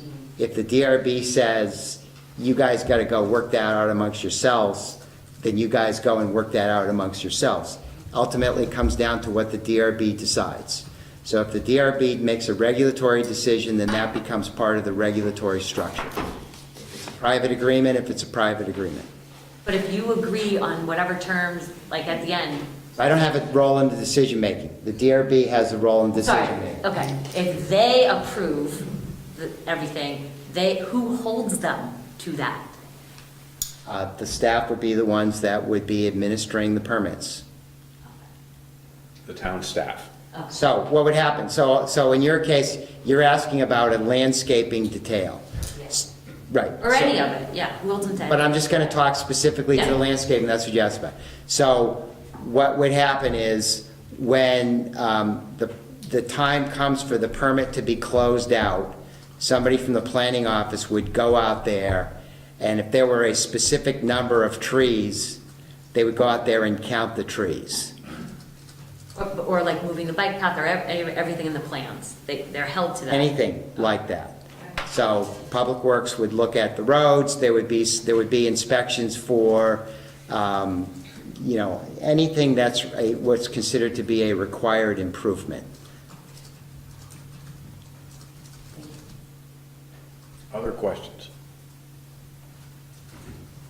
Other comments? Other questions? Pete? Pete Watson, 126 Carter Lane. So we're talking, Paul, and looking at the map with the trees. How do I request that additional trees get put in along that, the buffer between the bike path and the houses, so that, the Craigs, the other Smiths, Watson, Huber, I mean, just to make sure that we got enough of a buffer. Is there a way to, do I formalize that request, or what do we do here? I heard 23 trees, okay, great. We get another 23 trees along that west side? What I'm hearing is you're requesting additional trees behind your house and your neighbors. And my neighbors on that west side. We're actually, if you look at Or maybe just the ones that just at least come up to there, so it probably is just, these. If you look at that landscape plan, L105 and Area 2, we've got 3 serviceberry, 2 river birch, 3 cherry. There's 23 of them, I think, ironically. Yeah, 3 white pines, a weeping willow, 3 Canadian hemlock, so there's quite a few trees already going in along through there. I'm just trying to densify it, I guess is what I'm asking. Well, it's literally their point. Other questions from the audience? Do we have any questions from the board? I have actually one quick question. What's the timeline? So what happens after this? You guys make a... Well, the board is gonna discuss it, and the board will, how's the board feel about closing this or continuing it? Have an opinion? I'm fine with closing. Okay, so the board's gonna close it tonight, and we will discuss, pretty much everything we've talked about, tonight. And issue a decision, which the staff will have in the morning. And you could call in the morning and find out, which way this went. Is that answering your question? Yeah, and then let's say it gets approved. What's the next process? Then we just move forward. Please go. So once the board makes a decision, so if they decide tonight, as Scott said, you can call us tomorrow, we'll tell you verbally what their decision was. They will approve their minutes 2 weeks from tonight. That's when the decision gets formalized, when they approve their minutes. And then there's a decision letter that gets written typically the next day, sometimes 2 days later, Wednesday or Thursday. That's the formal date of the decision. Once that letter is written, that's when the 30-day appeal period starts. And also the applicant is informed that they have 1 year from the date of that decision letter to file what are called final plans. So there's been a number of things that were discussed tonight. The precise location of the bike path for one, whether additional trees might be required, where those might be required, any of those things. Those would all have to be incorporated into final plans, which are then presented, and then the final plans get signed. So if there's a decision tonight, minutes get approved in 2 weeks, then there's a decision letter, and then there's a year from that date. The applicant has a year to submit final plans. They can't get any permits to do anything until they get their final plans approved. Once they get their final plans approved, then they can engage in construction in keeping with the allocation schedule they got for the building out of the dwelling units. So how soon could construction start? Do we have that? Again, they have a year from the date of the decision. It's up to them. The ball then goes to their court. Yep. They have to make a decision.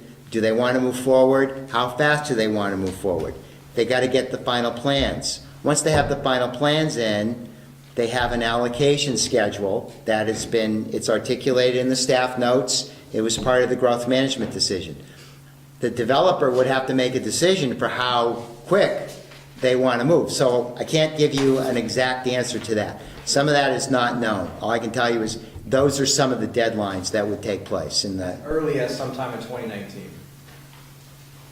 Or Ben, can you guys give some? Yeah, Ben, when you... Potentially earlier. No. Yeah, when do you want to start? No, they have an outside Right. of filing plans of 1 So year. we're in March. So let's say they got final plans into us in June. Yep. From the town's perspective, they could conceivably be engaged in construction. Now, if I were a betting person, my guess would be the odds are you won't see construction until 2019, but... I would not disagree with that. So, Well, there's a number of things that still have to occur at the state level, correct? That's correct. So how do I, Pete Watson, 126 Coyote Lane, the blasting plan, how do I get a handle, you guys are going to be approved for a blasting plan? You got a lot of work to remove, what I just heard, 16-foot drop or so or more. How does that get approved? And does the surrounding homeowners get any input on that, or how do we know what's approved? Right now, I've never had water in my basement, and I hope I never do, but I'm nervous. is all. Paul, you want to cover that? Sure, the blasting plan will be a required submittal as part of our Act 250 or our land use application that will go to the state probably in about 3 months' time. Because... Let me just interject, I don't believe that's something that comes before this board. No, it does not typically. So all the abutters to the property will get noticed that the Act 250 permit was filed, and they'll all get an opportunity to participate in the Act 250 hearings. And at that hearing, they'll be able to comment on the wildlife, the blasting, stormwater, aesthetics, traffic, all the typical things that the 10 Act 250 criteria cover.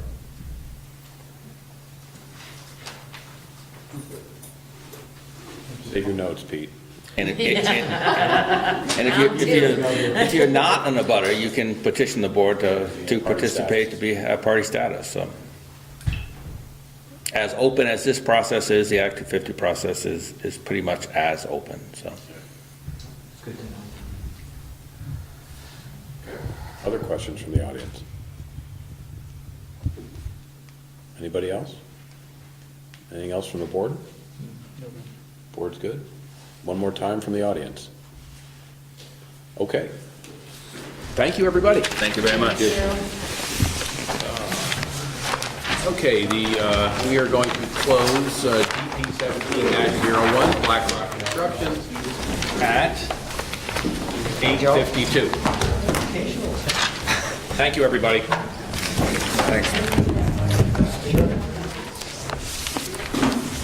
Remember, it's snowing out there tonight. It may not all be in precisely at 8, just letting you know. That's because they're going to be skiing. In South Carolina. Sure, why not? I can add it to my collection. Oh, did you? Oh, wow.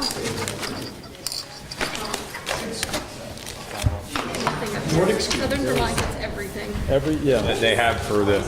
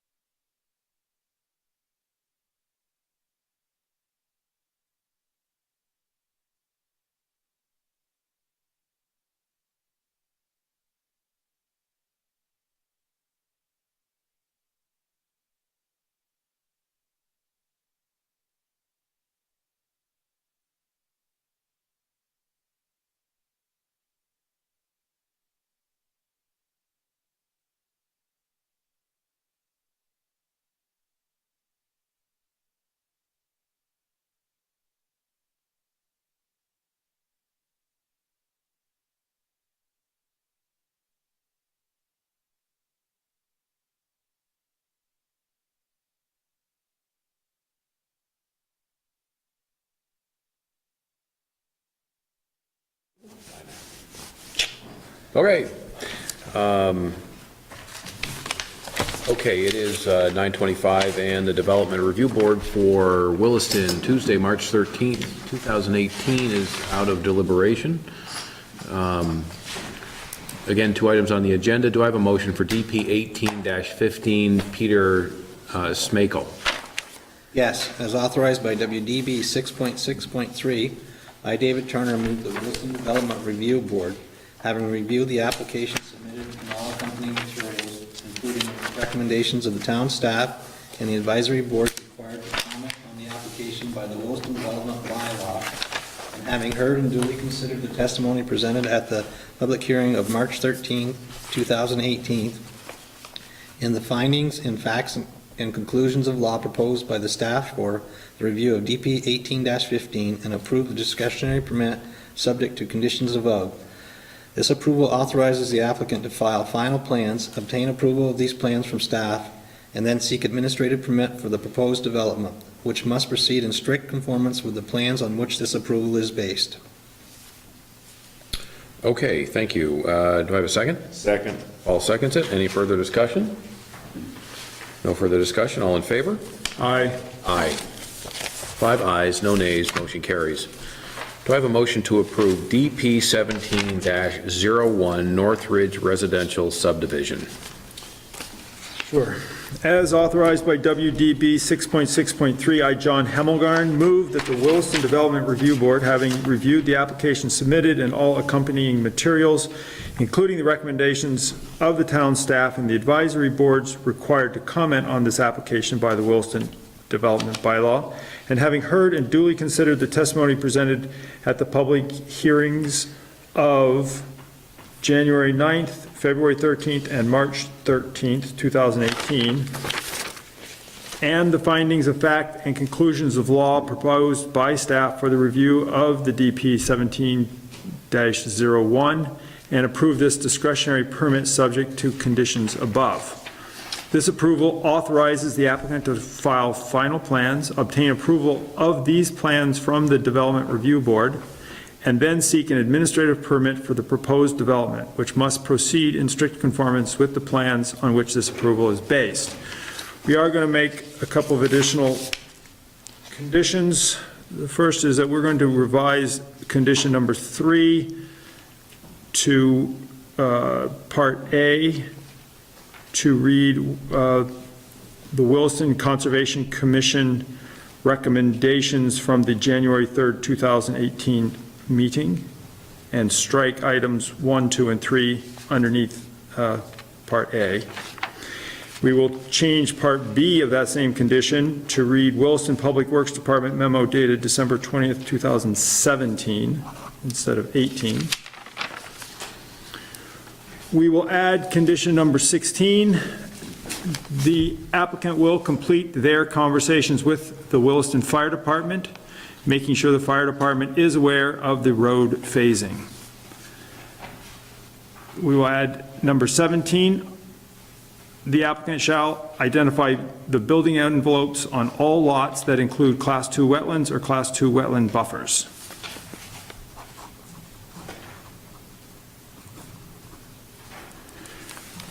We will add condition number 18.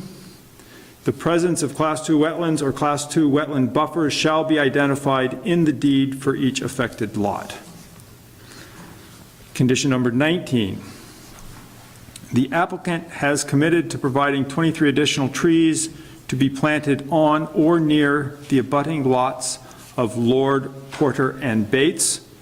The location of the 23 extra trees included in the proposal shall be agreed upon between the Lord, Porter, and Bates abutting property owners and the applicant. Finally, condition number 20, the applicant will ease the transition from the existing bike path to the new bike path. That's all I got. Okay, do I have a second? I'll second it. Dave seconds it. Any further discussion? All in favor? Aye. Aye. 5 ayes, no nays, motion carries. I have a motion to approve the minutes of February 27th, 2018? I move that we approve the minutes of February 27th, 2018, as written. Do I have a second? Second. Paul seconds it. Any further discussion? I'm going to refrain from commenting on them. I was not here. Okay. All in favor? Aye. Aye. One abstention? Courtney Doherty. 4 ayes, 1 abstention, motion carries. Minutes approved. Anybody else have anything else they want to go over? Can't vote, I wasn't here. That would be a no. Do I have a motion to adjourn the meeting at 9:40? So moved. So moved. Very good. Thanks, everybody. That was fun. That was enjoyable. Growth management in 2 weeks. I will not be here.